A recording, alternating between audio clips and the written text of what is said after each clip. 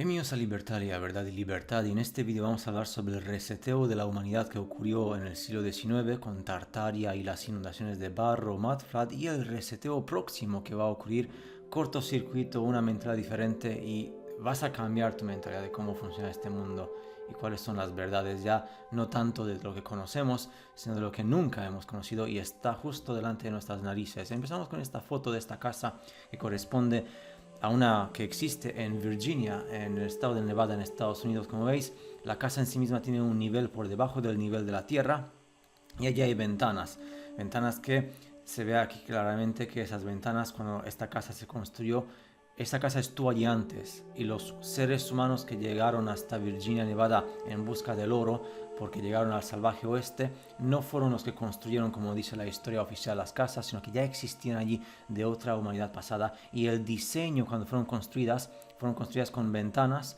que en aquel entonces no estaban cubiertas o no estaban por debajo del nivel de tierra. Por tanto, la tierra nueva, el nivel subió debido a algo que ya entenderéis ahora mismo en este vídeo. Próximo, otra foto que os muestra también, pues como se ve que cuando se construía la casa el nivel de la tierra estaba por debajo, mucho por debajo. Por tanto, las ventanas que hay ahí fueron ventanas reales, porque tú no construyes una casa con ventanas que den a la tierra o que estén por debajo del nivel de la tierra.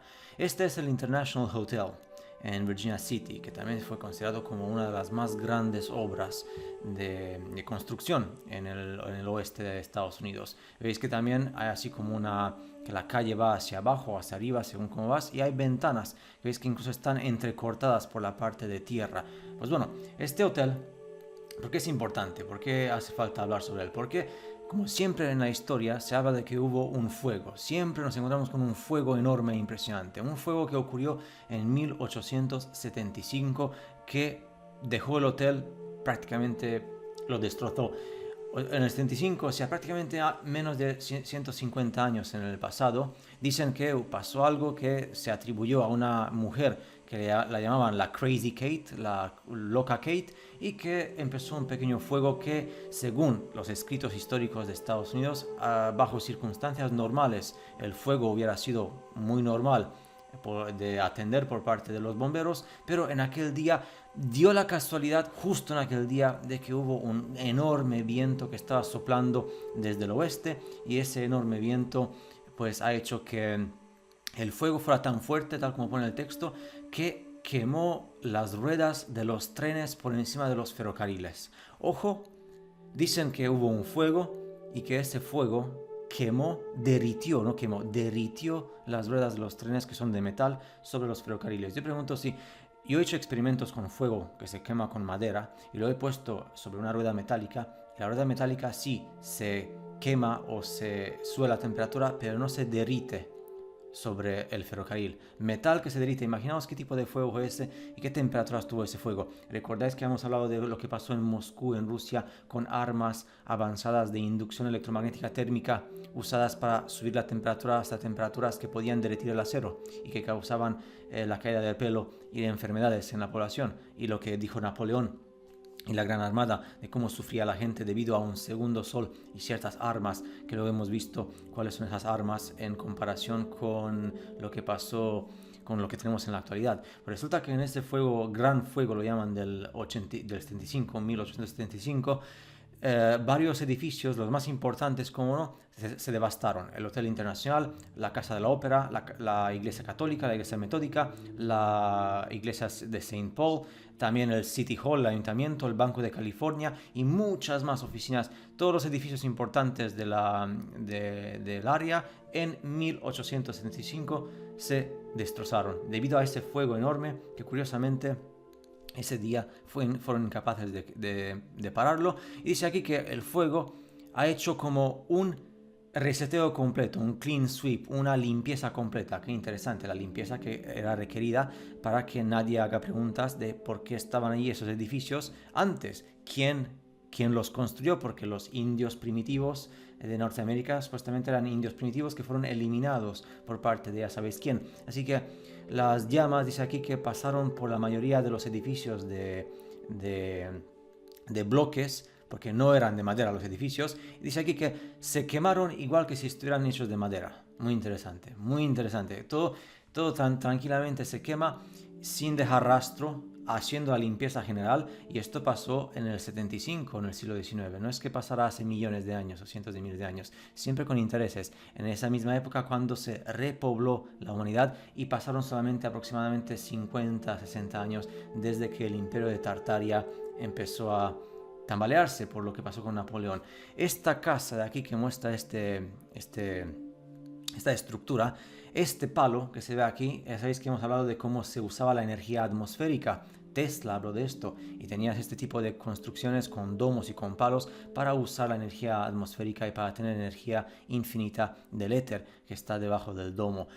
Ahora os diréis, bueno, ¿y qué tiene que ver esto con el mudflat? Porque tú dijiste que cuando ves las casas que tienen las ventanas entrecortadas, tiene algo que ver con las inundaciones de barro. ¿Cómo son las inundaciones de barro? Pues aquí esta imagen, que ya os haré un vídeo a lo mejor en el futuro, muestra lo que pasa en Mongolia, un país del cual nadie habla. Lo que veis aquí no es un río de agua, es un río de barro. Y si veis el vídeo, se ve el barro cayendo hacia abajo porque viene de las montañas de arriba, en Mongolia. Un país que esconde muchísimo y que está interconectado con los gigantes y con Tartaria y con otros países del mundo, incluyendo Egipto, Rumanía, Irak, América también, en Centroamérica e incluso creo que Australia también. Aquí os muestro un mapa de Nevada, porque estamos hablando de los edificios de Virginia, y veis que aquí está la Sierra Nevada, famosa Sierra Nevada que hay en Estados Unidos. Pues Nevada y Virginia están muy cerca de la Sierra Nevada, que tiene mayor altitud. Por tanto, hemos visto la imagen del río de barro de Mongolia que va hacia abajo. Ya os hagáis la idea de dónde viene ese barro, de qué montañas cercanas viene ese barro. Y siempre que hablamos de una ciudad de reseteo, están allí ciertas altitudes o montañas, como por ejemplo en el Quebec, en Quebec City. Si veis, hay unas imágenes de Quebec que tienen la parte de la ciudad que hay ventanas entrecortadas, y justo al lado de Quebec están unas montañas que llaman las Laurentian, creo, Laurentian o Laurentian Mountains, que están justo allí, que tienen por supuesto una altitud mayor porque son montañas. En el Reino Unido pasa lo mismo. Y aquí os muestro una foto de Toronto, que ya hemos visto antes, y ahora que sabéis lo que pasó con el reseteo, esta foto de Toronto es muy peculiar porque muestra muy poca población, muy pocos seres humanos viven allí. ¿Y por qué digo esto? Porque si miráis otras fotos de Toronto del siglo XIX, de Canadá en este caso, veis que la carretera parece ser como que hubo algún tipo de diluvio de barro, de inundación de barro, y que les tomó varios años. Sabéis que hemos hablado de esto, de los años que duraron como 10 o 15 años para limpiar ciertas ciudades. También hubo en 1815 hubo este volcán de Indonesia que cubrió toda la tierra y el sol ya no se veía, y hubo un invierno tremendo, varios años de invierno sin sol. Todo esto entremezclado con que por qué no había poblaciones en las ciudades y por qué tuvieron que limpiarlas, porque algo pasó allí con las inundaciones de barro y los cataclismos. Y ahora alguien dirá, bueno, ya sabemos lo que pasó más o menos en el siglo XIX con Tartaria, con las poblaciones, con el reseteo. ¿Qué tiene esto que ver con el próximo reseteo? Aquí os muestro una foto porque una imagen vale más que 1000 palabras. Foto de China.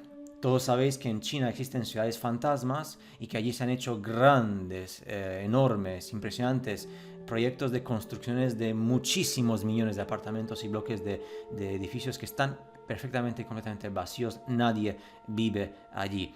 Y alguien dirá, bueno, ¿y cuál es la razón? Pues según artículos dice que la China han hecho este tipo de ciudades que no vive nadie allí. Dicen aquí que estas misteriosas ciudades tienen el fin, según un gran, enorme plan chino, que solamente China lo puede llevar a cabo hoy en día, de llevar o mover hasta 300 millones de habitantes chinos de las áreas rurales que se mueren de hambre allí, hasta estas ciudades urbanas. 300 millones de chinos, eso es más que tu país, segurísimo. A no ser que vivas no sé, en cualquier país que vivas, incluso en Brasil. Así que según pone aquí, a diferencia de Estados Unidos, donde la ciudad crece en función de las necesidades, en China las ciudades son construidas hasta el punto de que el único que necesitan son gente que vaya dentro. Tienen escuelas, tiendas, infraestructura, solamente hace falta gente. Y las fotos hablan por sí mismas, las fotos de las ciudades chinas, y os imagináis la cantidad de millones o miles de millones de dólares que se han invertido allí. ¿Y por qué? Según China misma y según los representantes de estas construcciones de China, dicen que son construidas para el distante futuro. Algunos dirán, bueno, es que es distante futuro porque toma tiempo construirlas y de cara al futuro para que salgan de la pobreza los seres humanos del área rural. Entonces alguien dirá, bueno, China, pero ¿qué tiene que ver esto con el reseteo de la humanidad y cómo lo conectas con Tartaria, con el pasado? Ahora os voy a mostrar otra ciudad del mundo que no tiene nada que ver con China, o sí. Luanda, capital de Angola, país de África Central que fue colonia portuguesa y fue el país que fue usado para llevar esclavos a Brasil. Este es el aspecto y aquí esto lo que han construido en Luanda, que es la capital, por cierto, más cara del mundo. La capital más cara del mundo para los expatriados se encuentra en Angola, en África. Y los chinos han construido esto en Angola. ¿Por qué? Y si ahora os muestro, Ghost City, ciudad fantasma en Angola, construida por los chinos. Cientos de edificios de apartamentos, escuelas y tiendas vacías con precios a los cuales los angoleses que son la población autóctona de Angola, nunca podrán soñar. ¿Por qué?